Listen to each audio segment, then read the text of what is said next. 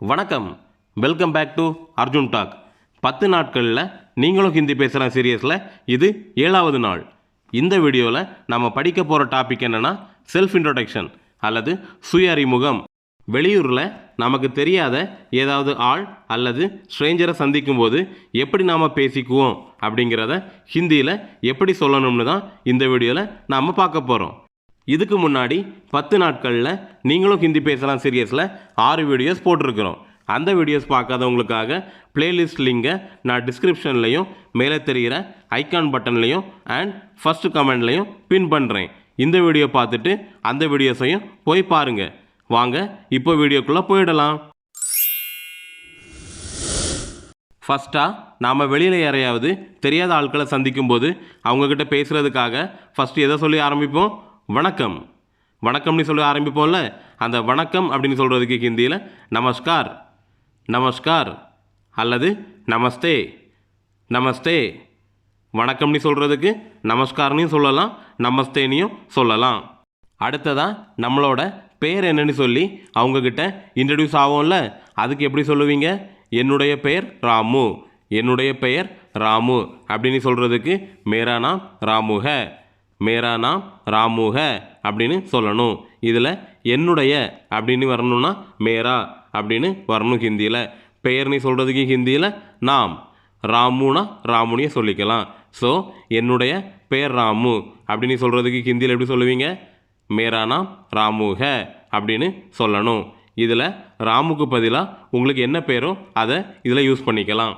Next நம்மளோட பேரை அவங்கக்கிட்ட சொன்னதும் அவங்கக்கிட்ட நாம் கேட்போம்ல, உங்கள் பேர் என்ன அப்படின்னு, உங்கள் பேர் என்ன அப்படின்னு.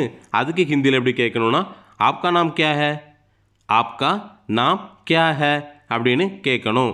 இதில் ஆப்கா அப்படின்னா உங்களுடைய அப்படின்னு அர்த்தம். பெயருக்கு நம்ம லாஸ்ட்டாக பார்த்த மாதிரியே நாம் அப்படின்னு ஹிந்தியில் சொல்லுவாங்க. கியா ஹே, கியா ஹே அப்படின்னா என்ன அப்படின்னு அர்த்தம்.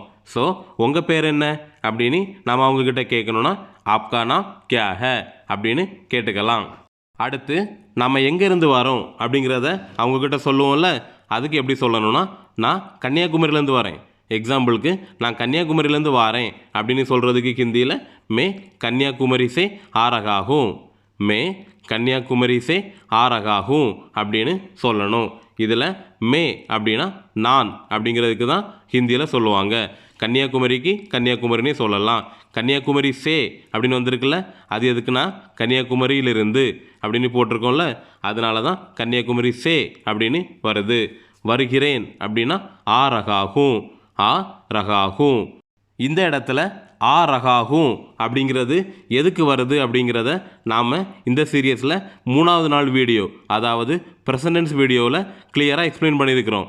அந்த வீடியோவை போய் பார்த்தீங்கன்னா இந்த இடத்துல வருகிறேன் அப்படின்னு சொல்கிறதுக்கு ஏன் ஆ ரஹாஹூம் அப்படின்னு வருதுன்னு உங்களுக்கு கிளியராக அண்டர்ஸ்டாண்ட் ஆகும்.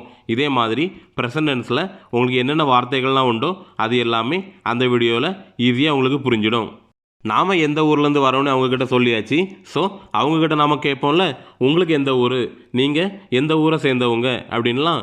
அதுக்கு ஹிந்தியில் எப்படி கேட்கணுன்னா ஆப் கிஸ் ஷஹர் சே ஹே, ஆப் கிஸ் ஷஹர் சே ஹே அப்படின்னு கேட்கணும். இதில் ஆப், ஆப் அப்படின்னா நீங்கள் அப்படின்னு அர்த்தம். கிஸ், கிஸ் அப்படின்னா எந்த அல்லது எது அப்படின்ற மாதிரி அர்த்தத்தில் வரும். ஷஹர், ஷஹர் அப்படின்னா ஊர்னு சொல்லுவோம்ல, அதுக்கு தான் ஷஹர் அப்படின்னு சொல்லுவாங்க. அல்லது சிட்டி அப்படின்னு கூட எடுத்துக்கலாம். ஸோ இனிமேல் உங்களுக்கு எந்த ஊர் இல்லைனா நீங்கள் எந்த ஊரை சேர்ந்தவங்க அப்படின்னு உங்களுக்கு கேட்கணுன்னா ஆப் கிஸ் ஷஹர் சே ஹே அப்படின்னு கேட்டாலே போதும். அதுக்கு அவங்க சொல்லுவாங்கள்ல, என்னோட சொந்த ஊர் சென்னை, என்னோட சொந்த ஊர் சென்னை அப்படின்னு சொல்கிறாங்கன்னு வச்சுக்கோங்களேன். அதுக்கு ஹிந்தியில் எப்படி சொல்லுவீங்க? மேரா கிரகனர் சென்னை ஹே, மேரா கிரகனர் சென்னை ஹே அப்படின்னு சொல்லணும். இதில் பாருங்கள், லாஸ்ட்டில் உள்ளது ஷஹர் அப்படின்னு பார்த்தோம், இதில் கிரகநகர் அப்படின்னு வந்திருக்குது. இந்த ரெண்டுக்கும் என்ன டிஃப்ரென்ஸ்னால், ஷஹர் அப்படின்னா ஊர் இல்லைனா சிட்டி அந்த மாதிரி சொல்லலாம். கிரகநகர் அப்படின்னா சொந்த ஊர், சொந்த ஊர்னு சொல்லுவோம்ல, அதுக்கு எக்ஸாக்டாக கிரகநகர் அப்படின்னு சொல்லுவாங்க. ஸோ இதில் என்ன சொல்லியிருக்காங்க? என்னோட சொந்த ஊர் சென்னை அப்படின்னு சொல்கிறதுக்கு மேரா கிரகநகர் சென்னை ஹே அப்படின்னு சொல்லியிருக்காங்க.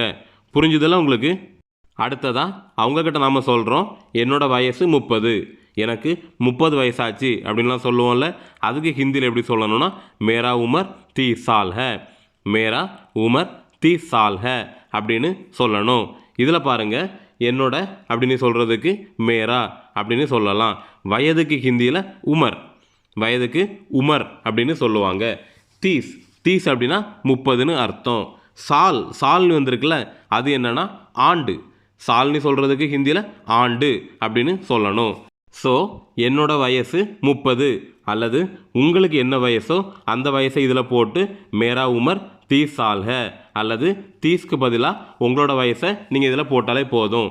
இந்த 1லிருந்து 100 வரைக்கும் உள்ள நம்பர்ஸை ஹிந்தியில் படிக்கிறதுக்கு உங்களுக்கு வேணும் தெரியணும் அப்படின்னா நம்மளோட லாஸ்ட் வீடியோ, இந்த 10 நாட்களில் ஹிந்தி பேசலாம் சீரியஸில் 6வது நாள் வீடியோவை போய் பார்த்தீங்கன்னா 1லிருந்து 100 நம்பர் வரைக்கும் எப்படி ஹிந்தியில் சொல்லணும்னு கிளியராக எக்ஸ்பிளைன் பண்ணியிருக்கிறோம். போய் பார்த்து அதையும் தெரிஞ்சுக்கோங்க. நம்ம வீடியோவை நீங்கள் பார்க்குறதுனால உங்களால் ஈஸியாக ஹிந்தி கற்றுக்க முடியுது அப்படின்னு நீங்கள் ஃபீல் பண்ணிங்கன்னா நம்ம வீடியோவுக்கு ஒரு லைக் பண்ணிக்கோங்க. அதே போல் நம்ம வீடியோவை நீங்கள் தொடர்ந்து பார்க்கணும் அப்படின்னு நீங்கள் ஆசைப்பட்டீங்க அப்படின்னா நம்ம சேனலையும் சப்ஸ்கிரைப் பண்ணி வச்சுக்கோங்க. நம்மளோட வயசை நாம் அவங்கக்கிட்ட சொல்லியாச்சு. ஸோ அவங்கக்கிட்ட நம்ம என்ன கேட்போம், திருப்பி உங்கள் வயசு என்ன, உங்களோட வயசு எத்தனை அப்படின்லாம் கேட்போம்ல. அதுக்கு ஹிந்தியில் எப்படி கேட்கணுன்னா ஆப்கா உமர் கித்னா ஹை, ஆப்கா உமர் கித்னா ஹை அப்படின்னு கேட்கணும். இதில் ஆப்கா உமர் கித்னாக்கு பதிலாக ஆப்கா உமர் கியா ஹை அப்படின்னு கூட சொல்லிக்கலாம். கித்னா அப்படின்னா எத்தனைன்னு அர்த்தம், கியா அப்படின்னா என்ன அப்படின்னு அர்த்தம். ஸோ உங்கள் வயசு என்ன அப்படின்னு கேட்கணுன்னா ஆப்கா உமர் கியா ஹை, உங்களோட வயசு எத்தனை அப்படின்னு கேட்கணுன்னா ஆப்கா உமர் கித்னா ஹை. புரிஞ்சிருக்குன்னு நம்புகிறேன். அடுத்த வாக்கியத்தை பாருங்கள். எங்கள் வீட்டில் என்னையும் சேர்த்து 10 பேர், எங்கள் வீட்டில் என்னையும் சேர்த்து 10 பேர் அல்லது உங்களுக்கு என்ன நம்பர் வேணுமோ அதை அங்கே போட்டுக்கலாம் அப்படின்னு சொல்கிறதுக்கு ஹிந்தியில் हमारे घर में मुझे मिलाकर 10 लोग हैं, हमारा घर में मुझे मिलाकर 10 लोग हैं அப்படின்னு சொல்லணும். ஹமாரே, ஹமாரே அப்படின்னா எங்களோட, எங்களோடன்னு சொல்கிறதுக்கு ஹிந்தியில் ஹமாரே. வீடுக்கு ஹிந்தியில் கர், வீடுக்கு கர், வீட்டில் அப்படின்னு வர்றதுனால கர்மே அப்படின்னு சொல்லணும். முஜே, முஜே அப்படின்னா என்னை அப்படின்னு அர்த்தம். சேர்த்து, அதுக்கு ஹிந்தியில் மிலாக்கர், சேர்த்துன்னு சொல்கிறதுக்கு மிலாக்கர். 10, 10னா 10, 10க்கு ஹிந்தியில் 10. பேர், பேர் அப்படின்னா எத்தனை பேர் எத்தனை ஆள் அப்படின்னு சொல்லுவோம்ல, அதுக்கு ஹிந்தியில் லோக், லோக் அப்படின்னு கூட சொல்லுவாங்க. ஸோ எங்கள் வீட்டில் என்னையும் சேர்த்து 10 பேர் அப்படின்னு நமக்கு சொல்கிறதுக்கு ஹமாரே கர் மே முஜே மிலாக்கர் 10 லோக் ஹை அப்படின்னு சொல்லணும்.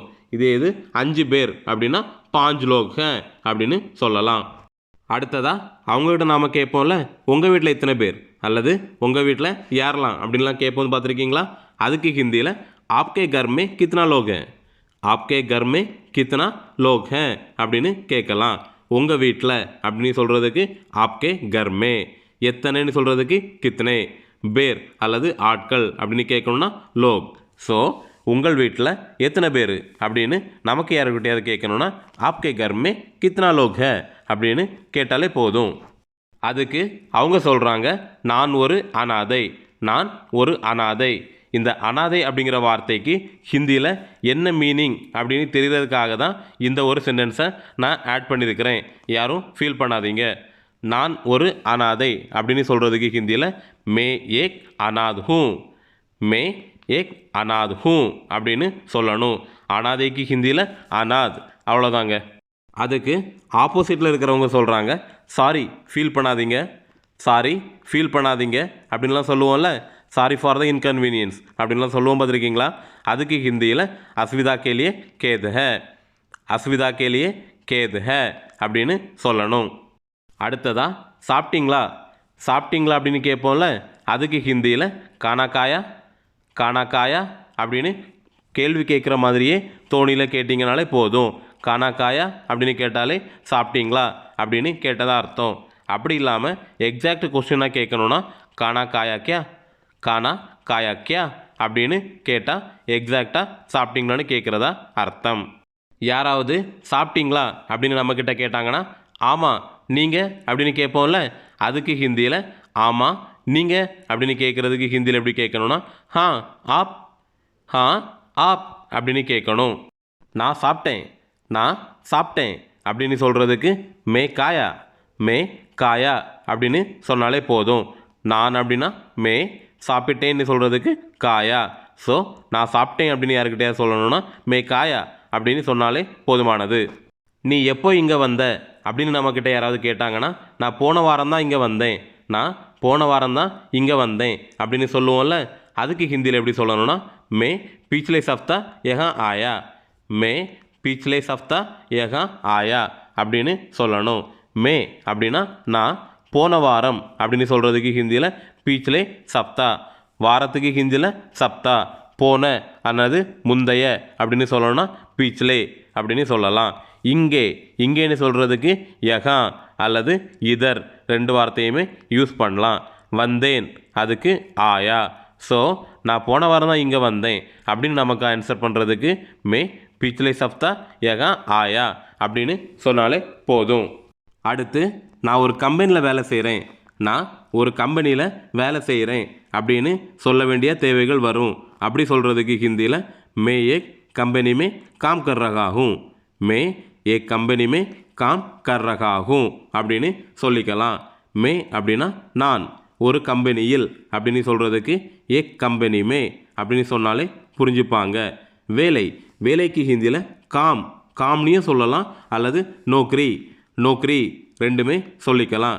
செய்கிறேன் அப்படின்னா கர் ரகாகும், இதுவும் ஏன் ரகாகும் அப்படின்னு முடியுதுன்னு நம்ம ப்ரெசன்டென்ஸ் வீடியோவை பார்த்தீங்கன்னா உங்களுக்கு நல்லாவே புரியும். அடுத்ததாக நீங்கள் என்ன வேலை பண்ணுறீங்க, நீங்கள் என்ன வேலை பார்க்குறீங்க அப்படின்லாம் நம்ம கேட்போம், பார்த்துருக்கீங்களா? அதுக்கு ஹிந்தியில் ஆப் கியா காம் கர்த்தேயோ, ஆப் கியா காம் கர்த்தேயோ அப்படின்னு கேட்கலாம். ஆப் அப்படின்னா நீங்கள், கியா அப்படின்னா என்ன. வேலைக்கு ஹிந்தியில் ஆல்ரெடி நம்ம பார்த்தோம், காம்னியும் சொல்லலாம் அல்லது நோக்ரி அப்படின்னு கூட சொல்லிக்கலாம். பண்ணுறீங்க அப்படின்னு கேட்குறதுக்கு கர்த்தேஹோ. ஸோ நீங்கள் என்ன வேலை பார்க்குறீங்க அப்படின்னு நமக்கு யாருக்கிட்டையாவது கேட்கணுன்னா ஆப் கியா காம் கர்த்தேயோ அப்படின்னு கேட்டாலே போதுமானது. அதுக்கு சில பேர் சொல்லுவாங்கள்ல, வேலை இல்லை சும்மா தான் இருக்கேன் அப்படின்னு. வேலை இல்லை சும்மா தான் இருக்கேன் அப்படின்னு சொல்கிறதுக்கு ஹிந்தியில் கொய் காம் நஹி ஃபால்த்து ரகாகும், கொய் காம் நஹி ஃபால்த்து ரா ரகாகும் அப்படின்னு சொல்லணும். வேலை இல்லை அப்படின்னு சொல்கிறதுக்கு கொய் காம் நஹி, சும்மா தான் இருக்கேன் அப்படின்னு சொல்லணும்னா ஃபால்த்து ரா ரகாகும் அப்படின்னு சொல்லி முடிச்சுக்கலாம். அதுக்கு அட்வைஸ் பண்ணுவாங்கள்ல, வேலை தேடுங்க கண்டிப்பாக கிடைக்கும் அப்படின்னு. வேலை தேடுங்கள் கண்டிப்பாக கிடைக்கும் அப்படின்னு அந்த அட்வைஸ் நாம் அவங்களுக்கு பண்ணணும்னா ஹிந்தியில் காம் டூண்டியே ஜரூர் மிலேகா, காம் டூண்டியே ஜரூர் மிலேகா அப்படின்னு சொல்லுங்கள். வேலை தேடுங்கள்னா காம் டூண்டியே, தேடுங்கள்னு சொல்கிறதுக்கு டூண்டியே, கண்டிப்பாக கிடைக்கும் அப்படின்னு சொல்கிறதுக்கு ஜரூர் மிலேகா, கண்டிப்பாகனா ஜரூர், கிடைக்கும்னு சொல்கிறதுக்கு மிலேகா. லாஸ்ட்டாக அவங்கக்கிட்ட கிளம்பும்போது என்ன சொல்லுவோம், மீண்டும் சந்திப்போம், மீண்டும் சந்திப்போம் அப்படின்னு சொல்லுவோம்ல. அதுக்கு ஹிந்தியில் ஃபிர் மிலேங்கே, ஃபிர் மிலேங்கே அப்படின்னு சொல்லிக்கணும். ஃபிர் அப்படின்னா மீண்டும், சந்திப்போம் அப்படின்னு சொல்கிறதுக்கு மிலேங்கே. ஸோ நாம் யார்கிட்ட வேணுனாலும் மீண்டும் சந்திப்போம் அப்படின்னு சொல்லிட்டு கிளம்பணும்னா ஃபிர் மிலேங்கே அப்படின்னு சொல்லிட்டு கிளம்புனாலே போதும். அவ்வளவுதாங்க, இந்த 7வது நாள் வீடியோ இதோட முடியுது. இந்த வீடியோவில் உங்களுக்கு ஏதாவது டவுட்ஸோ இல்லைனா சஜஷனோ இல்லைனா ஃபீட்பேக்கோ இருந்தால் எனக்கு கமெண்டில் தெரியப்படுத்துங்க. அதே போல் உங்களுக்கு வேறு ஏதாவது செல்ஃப் இன்ட்ரொடக்ஷனில் வேறு வாக்கியம் ஏதாவது தேவைப்பட்டுச்சுனாலும் கமெண்டில் கேளுங்க, நான் அதுக்கு உடனடியாக ஆன்சர் பண்ணுறதுக்கு ட்ரை பண்ணுறேன். மீண்டும் 10 நாட்களில் நீங்களும் ஹிந்தி பேசலாம் வீடியோவில் 8வது நாள் வீடியோவோட உங்களை எல்லாம் திரும்பவும் சந்திக்கிறேன். நன்றி, வணக்கம்.